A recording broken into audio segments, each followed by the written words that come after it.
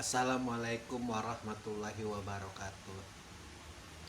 Auzubillahi minasyaitonirrajim. Bismillahirrahmanirrahim. Inna nahnu nazzalna 'alaikal qur'ana tanzila.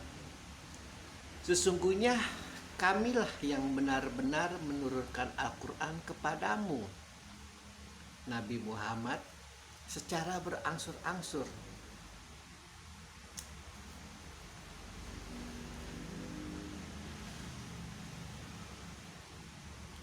Ketika turunnya Al-Quran di bulan Ramadan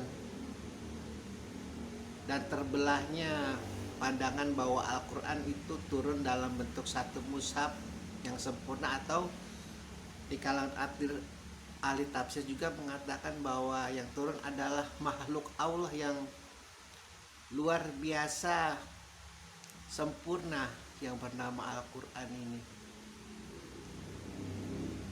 Jika ditilik dari ayat ini bahwa ada kata-kata Al-Quran diturunkan kepada Nabi Muhammad secara berangsur-angsur, adalah satu penguat argumen bahwa yang turun di kala Ramadan untuk menguatkan Rasulullah akan Al-Quran adalah makhluknya Allah. Makanya ketika kita meninggal atau ketika kita di hari penghisaban, banyak ahli tafsir mengatakan bagi mereka yang senantiasa membaca Al-Quran, mencintai Al-Quran, akan ditemani oleh makhluk itu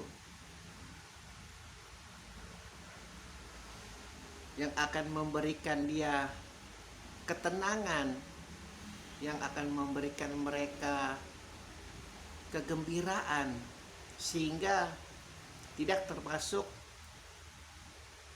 golongan-golongan orang yang akan tertutup debu, golongan-golongan orang yang akan bermuka cemas. Allah pastikan.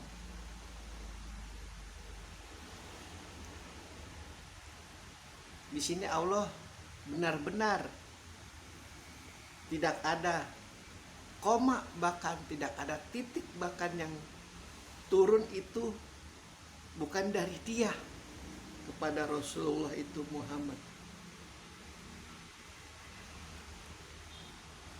Dia yang menurunkan lewat malaikatnya yang paling mulia di sisinya, ialah Jibril, yang dihormati oleh malaikat-malaikat lain.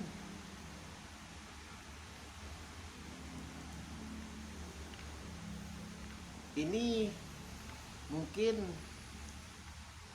secara sekilas ayat yang hanya menggambarkan suatu situasi yang biasa-biasa saja, padahal tidak. Ini adalah sebuah bukti otentik, pengikat, sebuah dokumen, sebuah tanda tangan secara tidak langsung dari Allah, pastikan bahwa apa yang disampaikan Muhammad kepada kaum kafir Quraisy, apa yang disampaikan Muhammad kepada baik yang mencintainya, baik yang membangkangnya, sampai akhir zaman, itu Al-Quran adalah Allah yang turunkan. Jadi ketika engkau mencintai Al-Quran, ketika engkau menyukai Al-Quran, artinya engkau mencintai dan menyukai Allah. Pun begitu sebaliknya, ketika engkau membenci Al-Quran, ketika engkau menistakan Al-Quran, ketika engkau mendurhakakan Al-Quran, artinya engkau membenci, menistakan, dan mendurhakai Allah. Ini yang kadang-kadang juga suka menjadi alat iblis untuk sedikit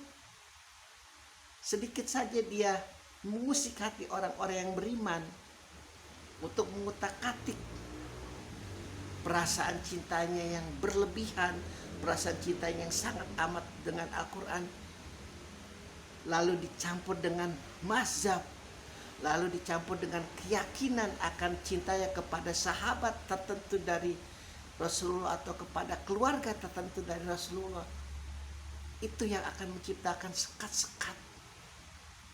Makanya apa-apa bagi sebagian kalangan ketika engkau tidak sesuai dengan Al-Quran, engkau adalah bidah, engkau adalah kafir. Luar biasa. Karena ini adalah firman Allah yang diturunkan secara berangsur-angsur. Ketika engkau tidak sholat, ketika engkau tidak zakat, ketika engkau yang aneh-aneh tidak sesuai dengan Al-Quran, merasa memiliki hak untuk menjas, untuk menghukum, untuk menggorok leher bahkan. Padahal Allah mengatakan seperti itu adalah bukan untuk engkau semakin, ya bukan untuk engkau semakin menjadi psikopat, bukan untuk engkau semakin menjadi seorang yang sangat jauh dari kemanusiaan. Ketika Allah menurunkan ini kepada Rasulullah adalah untuk menyadarkan ketika ada sedikit engkau merasa ada kemungkinan engkau untuk menafikan Al-Quran, engkau untuk mendustai Al-Quran, bahkan durhaka kepada Al-Quran, ada sedikit takwa di dalam hatimu itu. Sekali lagi dalam pula dikatakan takut, dikatakan takwa terendah, takut. Ketika engkau bermain-main dengan Al-Quran, ketika engkau menghinakan Al-Quran, ketika engkau melecehkan Al-Quran. Karena ini adalah bukti tertulis yang akan ada sampai akhir zaman, Al-Quran ini. Makanya ketika Rasulullah gundah gulana ketika melihat bagaimana pendeta-pendeta Yahudi, bagaimana pendeta-pendeta Nasrani, bagaimana rahib-rahib Yahudi itu luar biasa saleh. Bahkan ada keluarga yang menitipkan anaknya dari sejak lahir sampai mati sudah nggak mau tahu, pokoknya dititipkan di kuil, dititipkan di gereja. Apakah nanti umatku juga akan seperti itu, kesalehan-kesalehan mereka itu? Apakah nanti Al-Quran tidak akan diobok-obok lagi seperti murid-muridnya Yesus, murid-muridnya Isa? Apakah nanti Al-Quran tidak akan diobok-obok lagi seperti Taurat? Seperti sistem oligarki yang sekarang begitu mencekram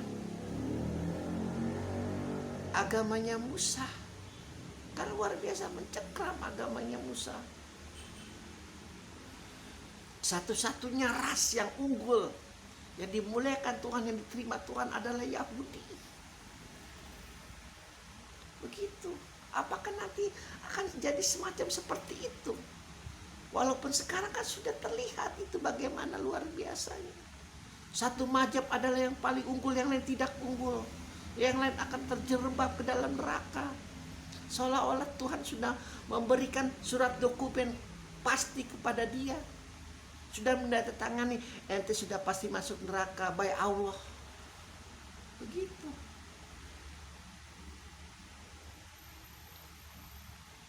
Bukan. Allah memastikan bahwa aku menurunkan Al-Quran kepadamu Muhammad secara berangsur-angsur adalah bukan bermaksud untuk semakin engkau merasa tinggi, bukan semakin engkau merasa sekali lagi bermental seperti Namrud, seperti Fir'aun, melampaui batas, bukan. Agar ketika ada keraguan di hatimu akan kebenaran Al-Quran, agar ketika ada semacam kelemahan mentalmu akan kebenaran dan kesucian Al-Quran, ingat itu adalah dariku yang kusampaikan kepada Muhammad secara berangsur-angsur. Dia sebagai penyampai ucapanku kepada manusia setelah kau menerimanya lewat Muhammad. Mari kita berkoneksi langsung. Mari engkau berusaha untuk mendekatiku. Engkau berusaha untuk mencintaiku. Engkau berusaha untuk menjadi hambaku. Begitu. Alhamdulillahirabbil alamin.